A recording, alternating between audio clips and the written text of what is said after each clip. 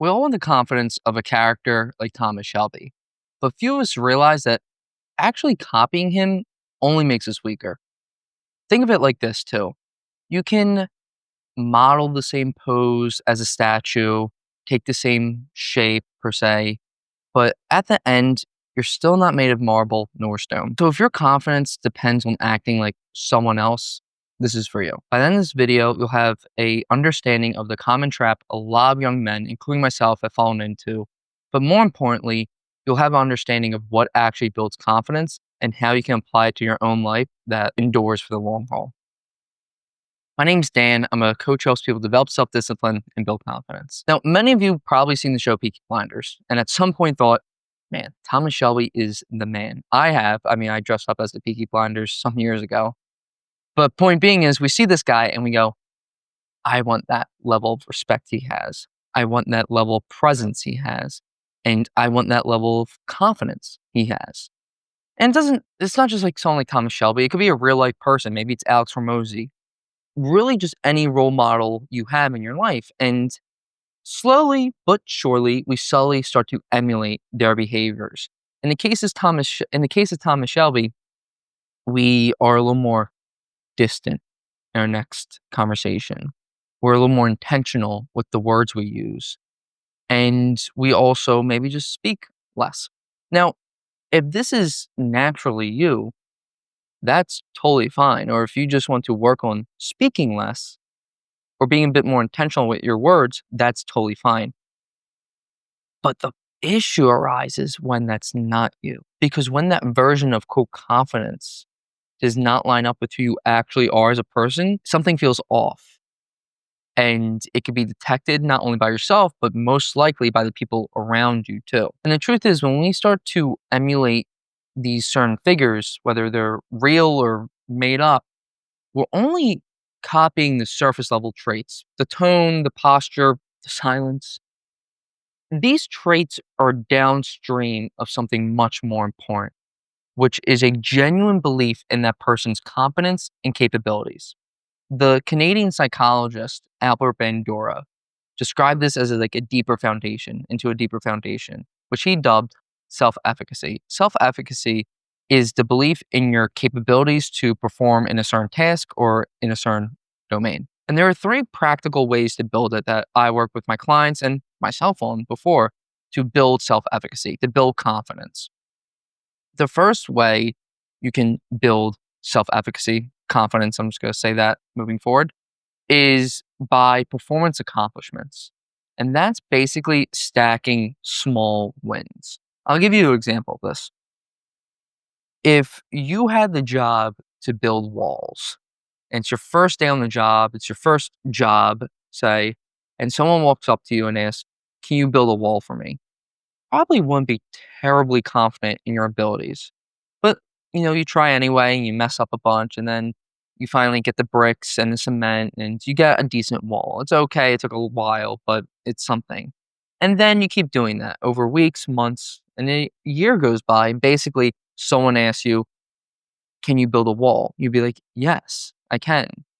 And that happens from learning and duration, but also by stacking small wins that we are who we say we want to be. Not because we just convinced ourselves of that, but because we have evidence that indicates that. And that's what stacking small wins looks like, and that is what performance accomplishments will bring you. Another way to build confidence is by vicarious experiences. Now that's just a fancy word for saying looking at someone else do it and then you model them and do it. And it encourages you that, oh yeah, I can do it. And clear example of this is if we're in the gym, we're similar size, and I'm nervous about hitting a bench press a certain weight, but then you hit it, and like I said, we're similar size, similar age, etc. And I say you hit that bench press, say 225. You go, you know what? Like Johnny, there's the similar size. He just hit 225. I can hit 225. And the takeaway here is by looking at people like you do the thing you want to do, whether it's public speak, whether it's approach the girl at the coffee shop or the bar, whether it's actually working out. These vicarious experiences just watching people you can relate to do the task allows you to see yourself do it as well in your own way, but additionally, it provides you with tips and tricks on how you can do it as well. Now, the last way, which I find to be extremely important, is lowering your physiological arousal. Now, that's a fancy way of saying getting a better control over your nerves. There's a number of ways to do this, but one, which is akin to like exposure therapy, is by gradually getting exposure to the thing that causes you to be nervous or anxious. And then over time, you become less nervous, you become less anxious. And for me, I'll share a personal story to provide the example here.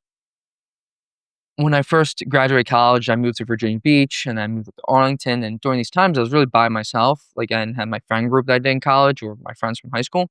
So I wanted to meet more people. And the only way to really do that, not the only way, but the way I found to do that was approach people, whether in the gym or a coffee shop, wherever.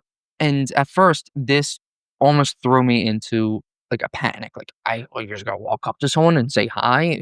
What a weirdo. Stupid thing. Your mind does stupid things. And I got over it. I said, no, I'm gonna start. And I approached someone, and man, I was sweating. I was actually sweating, and I did it. And then I did it again. And I did it again and did it again. And by the 10th time, I was much more calm. I was much more calm when I would approach the girl at the coffee shop to ask her what she's working on or something of the sort. Now, that's one way to lower your physiological arousal and you'll get better control over your nerves. Another way, because whether you get better control or not, you still may feel your nerves time to time. And another way to lower and get better control of your nerves is by interpreting them differently. And what I mean by that is typically we view our nerves as an indicator of failure. Like, we're about to mess up, we're nervous, we can't perform. But something that Olympic athletes do, which is quite interesting, is they actually change the relationship with their nerves. So instead of viewing their nerves as an indicator for failure, they view their nerves as a signal that something important is about to happen and they brace for it. And they're like, yeah, this is important. Like, you approaching someone, this is different, this is important. And it changes the whole outlook on the situation. It goes from looking at it from failure to this is just facilitating what's about to happen. Like, I should feel my nerves because I'm about to do something important. But here is the final piece on how you can build confidence, and arguably the most important. And that's to stay true to who you are and to your nature. So if you're naturally more quiet and you don't see a reason to be more talkative, that's fine. Additionally, if you're naturally more talkative and you like that about yourself, that's fine too. Real confidence starts when you don't feel like you have to fit someone else's mold and you trust your own. That's when confidence stops fluctuating and becomes part of who you are as a person. And in my coaching program, these are the exact things we dial in on. If you're interested in learning more about that, how you can work with me, you can check out the link below. Nonetheless, I hope this has served you well, and we'll be talking soon.